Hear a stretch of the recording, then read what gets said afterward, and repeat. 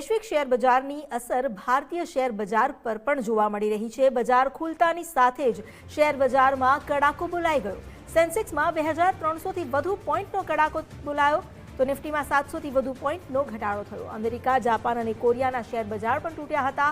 હજુ પણ જે ક્રૂડ ઓઇલનો ભાવ વધ્યો છે, રેકોર્ડ બ્રેક સ્તરે પહોંચ્યો છે, તેની અસર વૈશ્વિક બજાર પર જોવા મળી રહી છે અને એમાં ભારતીય શેર બજાર પણ બાકાત નથી।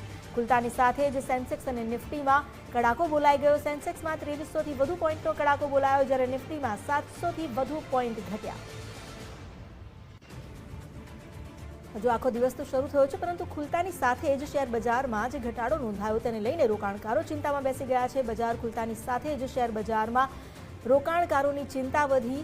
નિફ્ટીમાં 700થી વધુ પોઈન્ટનો કડાકો બોલાયો તો સેન્સેક્સમાં 2300થી વધુ પોઈન્ટનો કડાકો બોલાયો। માત્ર ભારતની વાત નથી, પરંતુ અમેરિકા, જાપાન અને કોરિયાના શેર બજાર પર પણ નેગેટિવ અસર થઈ છે।